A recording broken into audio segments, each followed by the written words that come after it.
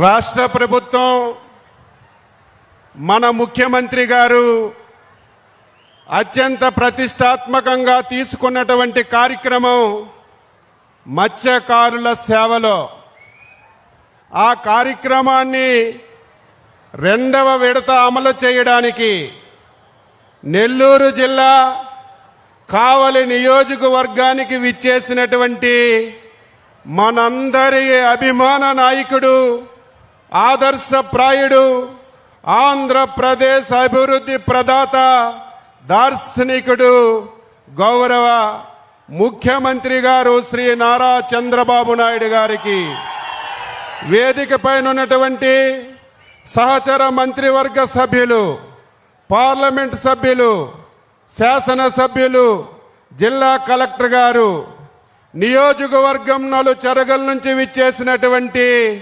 నాకు తెలుగుదేశం పార్టీకి అత్యంత ఇష్టమైనటువంటి మత్స్యకార సోదరీమణులందరికీ పేరు పేరున శిరస్సు వంచి హృదయపూర్వకమైనటువంటి నమస్కారాలు తెలియజేస్తున్నాను.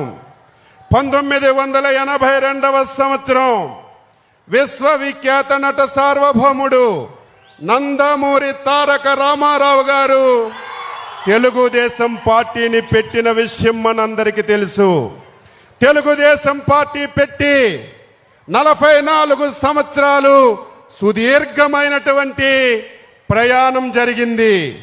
ఈ 44 సంవత్సరాల ప్రయాణంలో తెలుగుదేశం పార్టీకి చంద్రబాబు నాయుడు గారికి ఎన్నో కష్టాలు వచ్చాయి, ఎన్నో ఇబ్బందులు వచ్చాయి. కానీ 44 సంవత్సరాల్లో ఎన్ని కష్టాలు వచ్చినా ఎన్ని ఇబ్బందులు వచ్చినా చంద్రబాబు నాయుడికి తెలుగుదేశం పార్టీకి కట్టుబడినటువంటి వర్గం మన వర్గం, మన మత్స్యకార వర్గమని ఈరోజు ఘంటాపదంగా తెలియజేస్తున్నాను.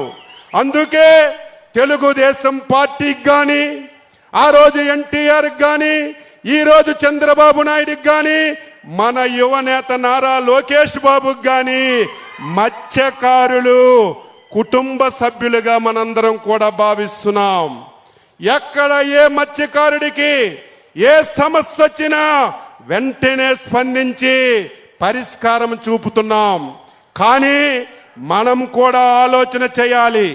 ఎప్పుడూ తెలుగుదేశం పార్టీ రాజకీయాలు చేయదు, విమర్శలు చేయదు. ప్రజలకి ఏమి చెప్తుందో, ప్రజలకి ఏ కష్టాలుంటాయో ఆ కష్టాలని పరిష్కరించడమే తప్ప ఇంకొక ధ్యాస ఎప్పుడు కూడా ఉండదు. అటువంటి సమయంలో ప్రజలు కూడా, మత్స్యకారులు కూడా చైతన్యవంతంగా ఉండవలసిన అవసరం ఉంది.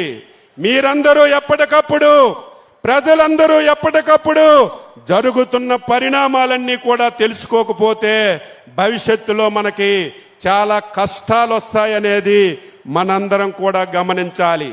ఒకసారి మీ అందరూ వెనక్కి వెళ్ళండి. 2014-19 రాష్ట్రం విడిపోయింది. అప్పుల్లో మనం ఉన్నాం, ఏమీ చెయ్యలేమనుకున్నాం. కానీ అనుభవం ఉన్నటువంటి చంద్రబాబు నాయుడు గారిని ముఖ్యమంత్రిగా మనందరం చేసుకున్నాం.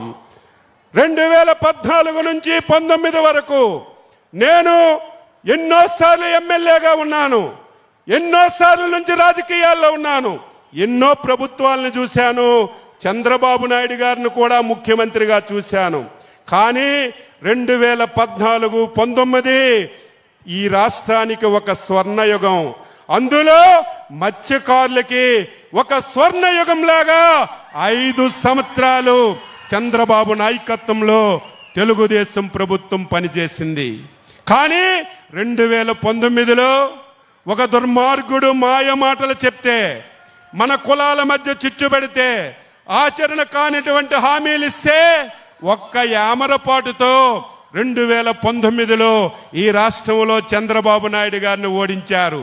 ఆ ఓటమి చంద్రబాబు నాయుడిది కాదు, ఈ రాష్ట్రానిది 5 కోట్ల మంది ప్రజలదని నేను ఈ సందర్భంగా తెలియజేస్తున్నాను. ఎందుకు ఈ మాట అంటున్నానంటే 2019లోనే మళ్ళీ చంద్రబాబు నాయుడు గారు ముఖ్యమంత్రి అయితే ఈసరికే ఈ రాష్ట్రం ఈ ప్రపంచంలోనే ఒక అగ్రగామి రాష్ట్రంగా తయారయ్యేది. ఒక చిన్న యామరపాటుతో అగ్రగామగా ఉన్నటువంటి రాష్ట్రాన్ని 25 సంవత్సరాలు వెనక్కి తీసుకెళ్లిపోయారు. ఈ దేశంలో, ఈ ప్రపంచంలో ఎవరైనా సరే ఆంధ్రప్రదేశ్ పేరు చెప్తే అసహించుకున్నటువంటి పరిస్థితికి వచ్చిన విషయాన్ని కూడా మనం గమనించాలి. మళ్ళీ మొన్న చంద్రబాబు నాయకత్వంలో ఎన్డీఏ ప్రభుత్వానికి అచంచలమైన విశ్వాసం, నమ్మకంతో ఈ రాష్ట్రంలో అధికారాన్ని ఇచ్చారు. 21 మాసాలు పూర్తయ్యాయి. మీరు, నేను ఎవ్వరూ ఊహించలేదు. ఆంధ్ర రాష్ట్రం అంటే ఆమడ దూరంలో ఉండేవాళ్ళు. ఎవరికైనా ఈ రాష్ట్రానికి వచ్చి పెట్టుబడులు పెట్టమంటే ఎవ్వరూ వచ్చినటువంటి పరిస్థితి లేదు. అటువంటి తరుణంలో చంద్రబాబు నాయుడు గారు 21 మాసాల్లో మళ్ళీ ఒక నమ్మకాన్నిచ్చి, ఒక సమర్థతనిచ్చి దేశ విదేశాల నుంచి ఈ రాష్ట్రానికి వచ్చే విధంగా, పెట్టుబడులు పెట్టే విధంగా తీసుకొచ్చారంటే చంద్రబాబు నాయుడు గారి యొక్క సమర్థతని మనందరం గుర్తుపెట్టుకోవాలి. ఈరోజు మత్స్యకారుల సేవలో వచ్చాం. ఈ రాష్ట్రానికి పెద్ద ఆస్తి 1000 కిలోమీటర్లు సుదీర్ఘమైనటువంటి తీర ప్రాంతం ఉంది. ఈ జనాభాలో చాలా మంది ఉన్నారు. తెలుగుదేశం పార్టీ పుట్టినప్పటికీ పుట్టని వాళ్ళు చాలా మంది ఉన్నారు. పుట్టిన తర్వాత పెద్దయిన వాళ్ళు చాలా మంది ఉన్నారు. ఈ మధ్య కాలంలో యువకులుగా తయారైనటువంటి వాళ్ళు చాలా మంది ఉన్నారు. మీకు తెలియదే, 1982 విశ్వవిఖ్యాత నట సార్వభౌముడు నందమూరి పార్టీ పెట్టేసరికి మత్స్యకార గ్రామాలు ఏ విధంగా ఉండేయో కొంతమందికైనా తెలుసుంటుంది. ఏ మత్స్యవారి గ్రామానికి మౌలిక సదుపాయాలు లేవు, కరెంటు లేదు, తాగడానికి నీళ్లు లేవు, పాఠశాలలు లేవు, ఆరోగ్య కేంద్రాలు లేవు, రహదారులు లేవు. ఎన్నో అవస్థలు పడ్డాం. ఈరోజు ప్రతి మత్స్యకార గ్రామానికి మౌలిక సదుపాయాలు వచ్చాయంటే ఎన్టీ రామారావు, చంద్రబాబు నాయుడు పంచాయతీరాజ్ మినిస్టర్గా మన యువ నాయకుడు లోకేష్ బాబు గారని ఈరోజు ఘంటాపదంగా చెప్తున్నాను. ఈ విషయాన్ని మీరు గ్రామాల్లో చర్చించాలి కదా. కొత్తగా యువకులు వచ్చారు, మా గ్రామానికి కరెంట్ వచ్చింది, మా గ్రామానికి ఆరోగ్య కేంద్రం వచ్చింది, మా గ్రామానికి మంచినీటి పథకం వచ్చిందంటే ఎవరు తెచ్చారు, ఏ పార్టీ తెచ్చారు, ఏ నాయకుడు తెచ్చారు? కొత్తగా వచ్చిన వాళ్ళకి చెప్పవలసిన బాధ్యత మీ అందరిపైన కూడా ఉంది అని ఈ సందర్భంగా తెలియజేస్తున్నాను. ఈరోజు మత్స్యకారులు ఎవరైతే 2 మాసాలు వేట నిషేధ సమయం ఉందో గొప్పలు చెప్పుకుంటున్నారు, మేమున్నప్పుడు 10,000 ఇచ్చామని.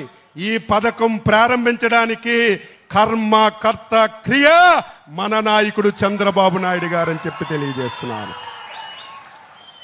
2014-19లో 4,000 రూపాయలతో ఈ పథకాన్ని చంద్రబాబు నాయుడు గారు ప్రారంభించారు.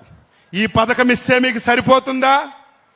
ఏదో 2 మాసాలు వేట నిషేధ సమయంలో వేటకెళ్లడం లేదు, జీవనోపాధి కష్టంగా ఉంటుంది, ఇచ్చిన డబ్బుతో జీవనోపాధి చేసుకోవడానికి ఈ డబ్బులు ఉపయోగపడతాయి తప్ప సంవత్సరం అంతా ఈ 20,000, 10,000, 4,000తో మత్స్యకారులు జీవనం సాగించలేరు. 2019లో ఆనాటి ప్రభుత్వం, ఆ పేరు చెప్పున పార్టీ పేరు చెప్తే దరిద్రం మనకు అంటుకుంటుంది. అంత దుర్మార్గమైనటువంటి పార్టీ నాయకుడు 5 సంవత్సరాలు ఈ రాష్ట్రాన్ని పాలించాడు. నేను అడుగుతున్నాను, మత్స్యకారులు ప్రశ్నించవలసిన అవసరం ఉంది. అచ్చెన్నాయుడు తప్పు మాట్లాడితే నన్ను ప్రశ్నించాలి. ఏ రాజకీయ పార్టీ అయినా, ఏ నాయకుడైనా అబద్ధాలు మాట్లాడితే గోబ గుయ్యమనిపించినట్టుగా మీరు వాస్తవాలు చెప్పకపోతే పని చేసిన వాళ్ళకి చైతన్యం రాదు, పని చేసిన వాళ్ళకి ఉత్సాహం రాదని ఈ సందర్భంగా తెలియజేస్తున్నాను. 5 సంవత్సరాలు, సంవత్సరానికి 10,000 తప్ప ఒక్క పైసా గాని మీరు చేపలు పట్టుకోవడానికి ఒక్క వస్తువు గాని 5 సంవత్సరాల్లో ఎవరికైనా ఇస్తే రమ్మని చెప్పి ఛాలెంజ్ చేస్తున్నాను. ఎంత దుర్మార్గం అంటే ప్రభుత్వం ఇస్తున్నటువంటి ఆయిల్ సబ్సిడీ డబ్బులు కూడా బాకీలు పెట్టేశారు. ఇంకొక దారుణమైనటువంటి ఘటన, ఎవరైనా మత్స్యకారులు వేటకెళ్ళి ప్రమాదవశాత్తు చనిపోతే వాళ్ళ కుటుంబానికి 5 లక్షలు ఇవ్వాలి. ఎప్పుడు ఇవ్వాలి? వెంటనే ఇస్తే ఆ కుటుంబానికి ఉపయోగం. చంద్రబాబు నాయుడు గారు ముఖ్యమంత్రిగా బాధ్యతలు తీసుకున్నప్పటికీ ఈ రాష్ట్రంలో చనిపోయిన వాళ్ళకి డబ్బులు ఇవ్వలేదు, ఆయిల్ సబ్సిడీ ఇవ్వలేదు. ముఖ్యమంత్రి గారు ఒకటే ఆదేశించారు, ఆర్థికంగా మనకి ఇబ్బంది ఉన్నా, చాలా సమస్యలున్నా మత్స్యకారులు మన కుటుంబ సభ్యులు ఎంత పెండింగ్ ఉందో అంతా ఒక్కసారి మన ఆదేశాలు ఇస్తే అధికారం వచ్చినటువంటి నెల రోజుల్లోనే మీ అందరికీ ఆయిల్ సబ్సిడీ, చనిపోతే కుటుంబాలకు ఆర్థిక సాయం ఇచ్చి ఇప్పుడు చచ్చిపోయిన తర్వాత నెల రోజుల్లో 15 రోజుల్లో మీకు అందిస్తున్నాం. ఇది నిజమైన ప్రభుత్వం అని చెప్పి తెలియజేస్తున్నాను. 10,000 నుంచి 20,000 చేశాం. ఈరోజు సాక్షి పేపర్లో రాశాడు మేమేదో తగ్గించేస్తున్నామని. ఆ పేపర్కి ఒకటే, ఈ దేశంలో 140 కోట్ల మంది ఇది మంచిదన్నా ఆ పేపర్లో అది చెడ్డదని రాయడం ఆ పేపర్కి అలవాటు అయిపోయిందని ఈ సందర్భంగా తెలియజేస్తూ 20,000 రూపాయలు ఇచ్చాం. గత సంవత్సరం 1,21,000 కుటుంబాలకి 241 కోట్లు ఇచ్చాం. ఈ సంవత్సరం 1,31,000 కుటుంబాలకి 264 కోట్లు ఇస్తున్నాం. ఇది ఇస్తూనే మళ్ళీ మీకు వల్లు ఇస్తున్నాం, బోట్లు ఇస్తున్నాం. మీరు పట్టుకున్నటువంటి చేపలు మార్కెట్లోకి తీసుకెళ్లడానికి, అమ్ముకోవడానికి మోపెడ్లు ఇస్తున్నాం, వెహికల్స్ అన్ని ఇస్తున్నాం. సమయం లేదు కానీ మొత్తం ఈ రాష్ట్ర ప్రభుత్వం మత్స్యకారుల గురించి చాలా కృషి చేస్తుంది. ఈ జిల్లాలో ఒక సమస్య ఉంది. ఇతర రాష్ట్రాల నుంచి మత్స్యకారులు వచ్చి ఈ రోజు మన వేటకి ఇబ్బంది కలుగుతుంటే ఈ రోజు వాళ్ళని అరికట్టాలంటే దుర్మార్గమైన ప్రభుత్వం గతంలో బోట్లు కూడా ఇవ్వలేదు. మొన్న ముఖ్యమంత్రి గారు ఆదేశించి 4 బోట్లు కొన్నాం, దీన్ని 8 చేస్తాం. రేపు భవిష్యత్తులో ఇతర రాష్ట్రాల నుంచి ఎవరు వచ్చి మీ యొక్క సంపదకి ఇబ్బంది లేకుండా చేస్తామని ఈ సందర్భంగా తెలియజేస్తూ మీరందరూ కూడా నిరంతరం చర్చలు చేయాలి. ఏ ప్రభుత్వం, ఏ నాయకుడు, ఏ ముఖ్యమంత్రి పని చేస్తున్నారో వాళ్ళందరికీ నిరంతరం మీరు అండగా ఉండాలని, ఉంటారని చెప్పి ఆశిస్తూ ఇందులో భాగస్వామ్యం చేసి అవకాశం ఇచ్చినటువంటి ముఖ్యమంత్రి గారికి మరొకసారి హృదయపూర్వక అభినందనలు తెలియజేస్తూ సెలవు తీసుకుంటున్నాం. జై హింద్.